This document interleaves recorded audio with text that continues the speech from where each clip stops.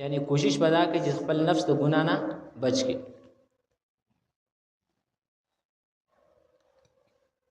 دغه مجاهدی متعلق امام نووي رحمه الله تعالی عنہ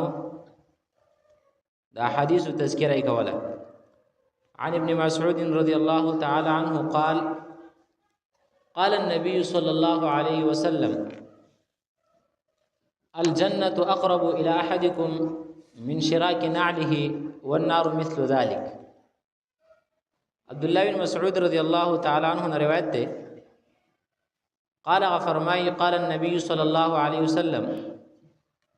چې نبی صلی الله علیه وسلم فرمایلی دي الجنة دا جنت چې ده اقرب دا ډیر نږدې ده او ډیر قریب ده الى احدکم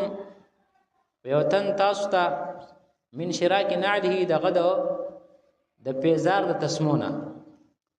د پیزار د بوټانو د چپلو د تسمونه د غپړینا هم نبی صلی الله علیه وسلم فرمایي د جنت نږدې دی او النار مثل ذلك او جهنم دغه شانته نږدې دی. څنګه چې د انسان ته خپل په پیزار کې څه تکلیف نه وي انده پیزار ته کته کېدل دا تسمیه او دا پړی څومره نږدې دی انسان ته نو دغه شان نبی صلی الله علیه وسلم فرمایله جنت هم ګره نږدې دی تاسو ته او دغه شان د جهنم او دا سره نږدې دی. رواه البخاری او امام بخاری رحمه الله تعالی دا روایت ذکر کړی دی. اول دا حدیث دی نبی صلی الله علیه وسلم فرمایل چې جنت دا نږدې دی. دا په طریقه د مثال نبی صلی الله علیه وسلم دا خبر ذکر کړه چې جنت ګورم نږدې دی او جهنم هم نږدې دی. خو انسان ته څوک کوشش وکړه دا جنت د حاصلول لپاره جنت ته حصول لپاره مجاهده وکړه ور جهنم هم نږدې دی او کوشش دا وکړه خپل نفس کنټرول کاو دا چې بد اعمال مکو چې غیب وجه باندې جهنم ته لاړ شي.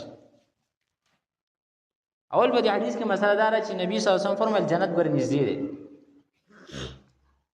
دا ځکه دا خبرو فرمایله د انسان په ذهن کې بعضی چیزونه داسې دي چې کچرتا ته درغي بیانو کې چې دا شی به تاسو ملایويږي او نغد نه دی یا دې کې به ټیم لګي نو انسان چې د سره ظاهر بین دی نو زر چیز چې دا زر قبلې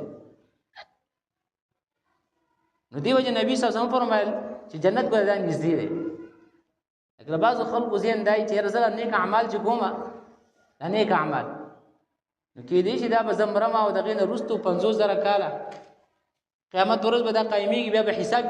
کتاب بکی او بیا به جنت ته ځم. او دا شان انسان چې کله ګناونه کوي دی خیر دې مړی به مړ به شمه بیا رغین رسرو چې حالات را خلاص دي او بیا د قیامت ورځ ده بیا به حساب کتاب کی بیا به جهنم ته ځم. نو کله انسان په دې خبرو باندې دوکه شي او نیک عمل ته نه دا پاتې شي او کله انسان دومره زور ورشي په ګناونو باندې چې بس دا ډیر وخت لا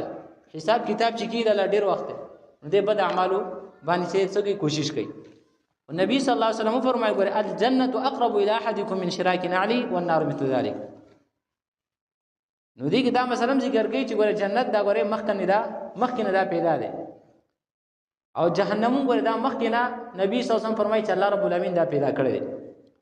اصل کې په حدیث کې جهمیه باندې مراد ده. جهمیه چې یو دا ذهن ده هغه به دا خبره کوله وینه جنت شته نه جهنم شته وي څنګه وی جنت او جهنم یې الله نه دی پیدا کړی او دا به پیدا کوي الله به د قیامت پر ورځ به دا پیدا کوي. دا هغه عقیده و چې جنت او جهنم به الله پیدا کوي خو کله به پیدا کوي د قیامت پر ورځ باندې پیدا کوي او چې کله میزان ته ولګي حساب کتاب شروع شي بس خلک به جنت ته راشي بیا به جهنم ته راشي دا به الله د قیامت پر ورځ پیدا کوي. کله چې به دی خبره باندې انسان خپل عقیده نظریه وساتي چیرې جنت او جهنم به الله به قیامت ورځ پیدا کوي ولته بیا موږ جنت ته ځو.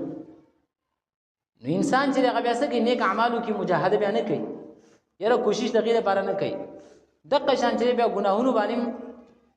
هغه سکه خپل نفس نه کنټرولوي بلکې ګناهونه هم زیات کوي یره دا قیامت ورځ به الله جهنم پیدا کوي او نه به قبر عذاب چې سبب کې نشته بیا بد اعمالو کې دی بیا سکه خپل مجاهده کوي کوشش کوي بد اعمالو باندې. نبی صلی الله علیه وسلم فرمایي الجنه اقرب الى احدکم دین معلومی کی جنت او جهنم الله رب العالمین د مخکې نه پیدا کړی او دا ذکر د مخکې نه پیدا کړی دي چې کله انسان ته جنت ته نعمتونو تذکره وشي نو د رغبت او شوق نیک اعمال ته پیدا شي او دا جهنم الله رب العالمین مخکې ځکه پیدا کړی دی چې کله جهنم وعیدات او د جهنم غا سخت عذابونو دغه تذکره وشي نو مؤمن دغه نه چې غیریږي او د ګناونه بیا اغنه کوي نو الجنه اقرب الى احدکم جنت او جهنم دا پیدا شوی دویم په حدیث کې دا ترغیب ورکړي انسان لره په نیک اعمالو باندې او ير ورکړي د سشینه د بد اعمالونه او مثال ذکر کړل من شراک نعله شراك النعل هو السير الذي يكون على ظهر القدم وهو قريب من الانسان جدا د ټولنا په بدن کې انسان تخپل د بوټانو د تسبیح او د کړي جو دوایو د سیده نږدې لګل دا پړیو ته نږدې او د کله چې د سپلای بوټان د خنه د 15 د ټول سیده د نږدې دي کنه دا په طریقه د مثال نبی صلی الله علیه وسلم ذکر کړی دی